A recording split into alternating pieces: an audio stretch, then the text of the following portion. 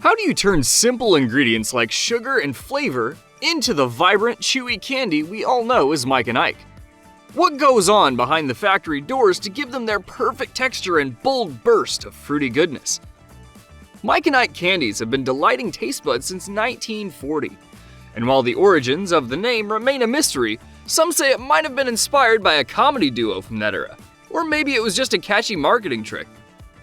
Today on Products Uncovered, we're taking you step by step through the process that brings these iconic candies to life, from mixing to coating. Get ready to see how it's made. Let's get into it, but before we do, don't forget to like this video and subscribe for more sweet insights into how your favorite products are made. Step 1. Preparing the sugar syrup. The process of Mike and Ike starts with a carefully made sugar syrup, a blend of granulated sugar, corn syrup, and water in a 3:1:1 ratio. This mix is cooked up in massive industrial kettles that can hold a whopping 1,500 gallons. Precision is everything here. Even a tiny 2% change in water content could leave the candies sticky or way too hard. The syrup is then heated to 260 degrees Fahrenheit, hitting what's called the firm ball stage in candy making. This is where the sugar concentration reaches 87%, and the syrup becomes firm but still bendable. To check if it's just right, a drop is cooled in water to see if it forms a soft, squishy ball that holds its shape without cracking. Getting this step perfect is key to the chewy goodness of Mike and Ike. Too soft and it's a sticky mess. Too hard and you've got candy rocks. Once the syrup is perfected, it is pumped through insulated pipelines at 250 degrees Fahrenheit to automated mixing stations. Here, carefully measured amounts of bold flavors like cherry and lime, along with food-safe dyes are added, ensuring each batch delivers the signature burst of fruity goodness. Step 2. Shaping the candy. With the flavored syrup perfected, it's time to transform it into the iconic Mike and Ike shape. This process begins with extrusion, where the warm, pliable candy is forced through high-precision stainless steel nozzles, forming continuous tubular ropes. These industrial nozzles are engineered to maintain consistent pressure and diameter, ensuring every rope has a uniform thickness of approximately 0.3 inches. Think of it as a giant candy-making 3D printer. As the candy exits the nozzles, it's still soft and malleable. So it's immediately cooled using advanced air systems that circulate air at precisely 35 degrees Fahrenheit. This controlled cooling ensures the ropes hold their shape without becoming brittle or deforming. Any deviation in cooling can lead to structural inconsistencies, which are carefully avoided through automated monitoring. Once cooled to the perfect firmness, the ropes travel to precision cutting machines, where ultra-sharp blades slice them into perfectly uniform pieces, each exactly 1 inch long. These machines can produce up to 5,000 pieces per minute, a dazzling display of speed and engineering. By controlling how the ingredients settle and solidify, every bite of Mike and Ike delivers the perfect balance of softness and chewiness. Step 3. Resting and drying. After being cut into their familiar shapes, the freshly formed Mike and Ike candies are still soft, sticky, and far from their final chewy texture. This is where the resting and drying process comes into play, a critical stage that turns these sticky pieces into the perfect treats. The candies are carefully spread onto large stainless steel trays, each holding approximately 10,000 pieces, and then transported to climate-controlled drying rooms.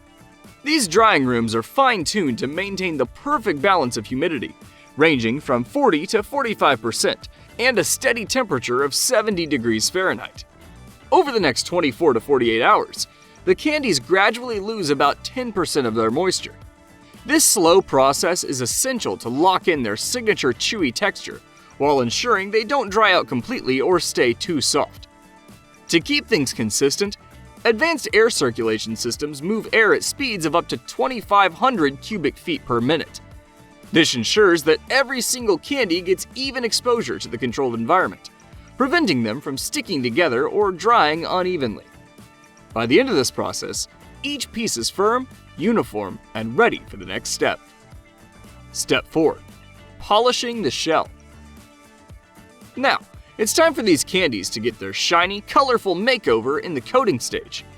This transformation happens inside massive, rotating drums called draggy pans, a staple tool in the candy-making world.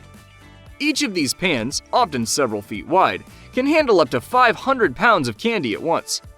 As the candies tumble around, they are sprayed with thin layers of liquid shellac, a natural food-safe resin that's refined from the secretions of the lac bug.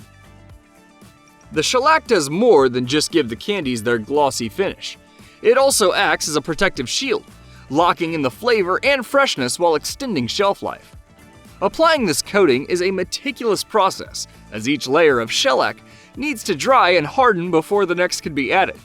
On average, each piece of candy gets between 7 and 10 coats, a process that takes several hours to complete. To give Mike and Ike their vibrant colors, food-grade dyes are mixed into the shellac during the coating process. Each flavor, whether it's cherry red, lime green, or lemon yellow, is color-coded to ensure instant recognition and appeal. The amount of dye and shellac used is measured down to 0.001 ounces per batch, guaranteeing that every candy meets the same high-quality standard. Step 5. Polishing the candy.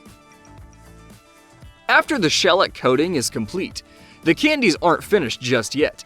They undergo an additional polishing stage to achieve their signature glossy sheen. Special polishing agents, such as carnauba wax, derived from palm tree leaves, are added to the draggy pans.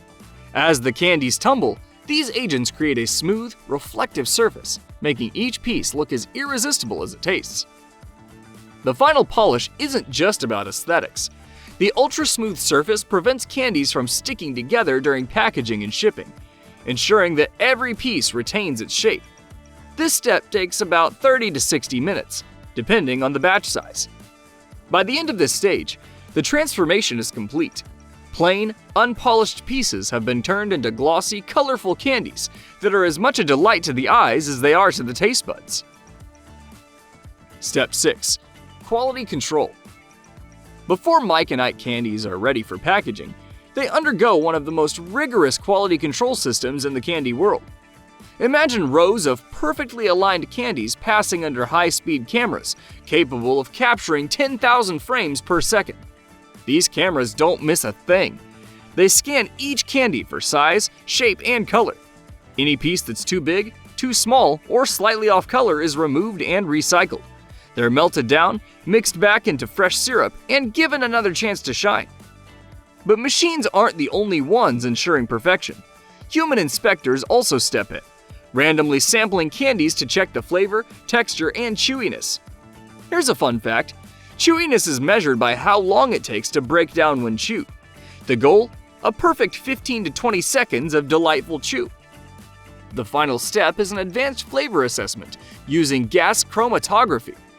In this process, a tiny sample of candy is vaporized, separating the aromatic compounds responsible for its taste. These compounds are analyzed to ensure the correct balance of fruity flavors. Step 7. Packaging and shipping. Now that every candy has passed its test with flying colors, they're ready for packaging. Depending on the intended market, they're portioned into various sizes, from small single-serve packs to large theater boxes.